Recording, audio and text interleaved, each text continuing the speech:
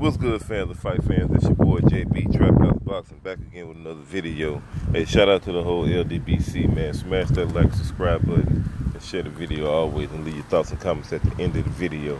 And if you're looking for the exclusive street news, go subscribe to Urban Media Fix and hit that notification icon bell so you miss none of this heat that's being dropped from Urban Media Fix. All right, man. Let's dig on straight down into this thing, man. Let's talk about this whole Jared Hurd and Tony Harrison situation. I had a chance to rewatch this fight, and I'm gonna tell y'all what happened, man. I'm gonna tell you what I thought, and I definitely got some different outlook. I got a whole new different outlook on this fight, especially when I done rewatched the fight. I was shocked in the beginning with the decision because it didn't look like that when I first seen it. But when I rewatched this fight, man, I'm gonna tell y'all, man. First of all, salute to Tony Harrison for coming out, pulling out the victory. You know, a legitimate victory. Was not no robbery. First of all, let me say that. This fight was not a robbery. Tony Harrison came out, man. And we're going to start with the early round. In my opinion, I felt like when I rewatched this fight, you know, it did look like Charlo was being the aggressive, pressing the fight, you know, the night of the fight. But when I sat back and looked at it, Jermell Charlo, he might have was pressing the action of the fight in the first round, you know, kind of sort of say he was being real aggressive in the first round. But early, like in the second, third round, fourth round, fifth round, I had Tony Harrison pretty much bodying all those rounds. To me, Tony Harrison won that first half of the fight. He won the first half of the fight. He had a lot of those early rounds in the bag. He controlled Jermell Charlo with a jab. The whole entire fight. Controlled him with a jab. Jermell Charlo, let me tell you something. Jermell Charlo, man, he definitely gonna have to get his jab variation up to date, man. He only uses one jab. You know, it's just the same old power jab that he used. That straight standard jab. He gonna have to switch his jabs up. Spear jab. You know, he gonna have to just change the variation up on it. Don't put so much pop on all the jabs. You know, he's just gonna have to change it up. It's about 8 different jabs you can use. You know what I mean? 8 different jabs you can use, man. He definitely gonna have to learn that. He gonna have to take a page out of Tony Harrison's book and see how Tony Harrison was able to control him and time him with the jab all night long. And on top of that, Tony Harrison was running him into right hands all night. You know, he was counting with right hands, running them right into it. See what I'm saying? And Tony Harrison displayed a good defense in this fight, very good defense. And when I looked at the fight initially, the first night, I seen Charlo was blocking a lot of those shots, but then when I seen the fight the second time, he was getting caught with a lot of those shots as well. A lot of people were sitting up here saying that Charlo was the busier guy. He threw more punches. Nah, I don't think so. When I watched that fight again, I didn't think so. I seen Tony Harrison throwing quite a few punches, man. He was the one throwing the punches in bunches. He had a few times where he was throwing combinations at Jermell Charlo, and Jermell Charlo would freeze up like I always knew he would. He hasn't.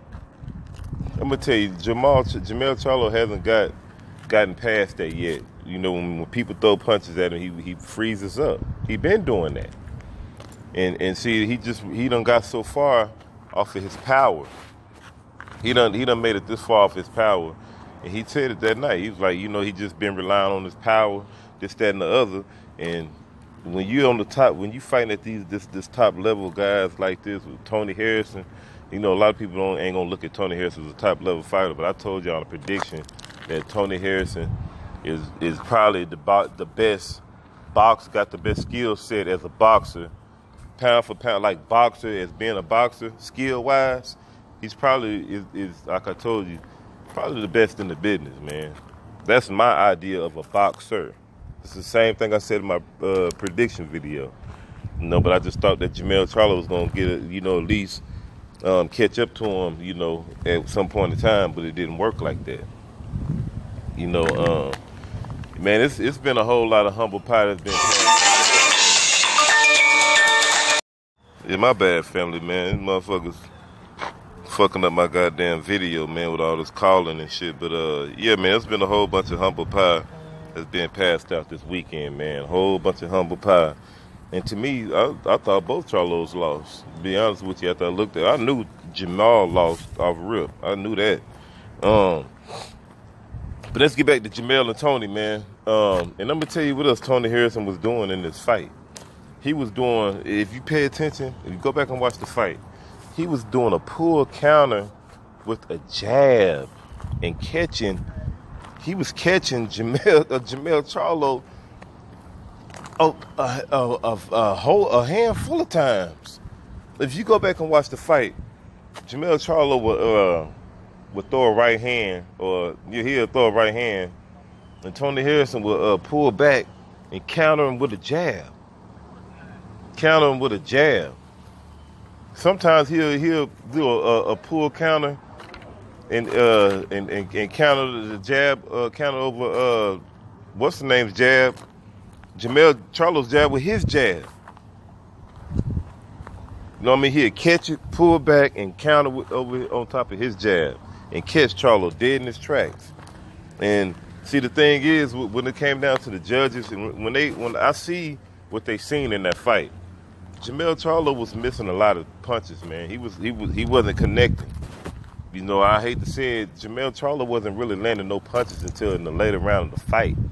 You know, he'd get little grazes and little blocks. You know, Tony was blocking all that shit. He was blocking all that, countering Jermell, blocking. and the sad thing is this: Jermell, and people saying that he ran. Tony Harrison didn't run in that fight. He was there all night. He used the ring when needed be. It's called ring general shit. He didn't run. I didn't see not one time in that fight. You could say the 12th round, yeah, he was tired. Yeah, of course. He was 11th round, 12th round. He got gassed. He was starting getting caught because he was fatiguing. But anything up to that, I'm going to tell you, man. Jermell Charlo, I had him, I think he started coming on around the 6th round. I know I gave him the 6th round and the 7th round, the 8th round. I don't really remember, you know, on the 8th round. I know he won the 6th and the 7th round. I gave him probably the 11th or the 12th. Man, look, I gave this man about 4 rounds, man. 5 is hard. It was hard to give him 5 when I looked at the fight. It was tough to give him 5 rounds. I gave him 4 good solid rounds that I think that he deserved. That he actually could, you know, you could argue say he won. You know. Other than that, Jermell Charlo got outboxed in this whole fight. He got a boxing lesson brought to him. That's real talk, man. I know a lot of people ain't gonna like what I'm saying, but if you go back and watch that fight, man, Tony Harrison put on a clinic on Jermell Charlo. And I'm gonna tell you, if they fight again, the only chance Jermell Charlo has to beat Tony Harrison is a puncher's chance. It's a puncher's chance. Real talk. It's a puncher's chance. You know, and people compare to the Wilder and Fury. No. Wilder was landing punches. He was landing jabs. I would sort of say. He was landing jabs, at least he was landing jabs, some hooks.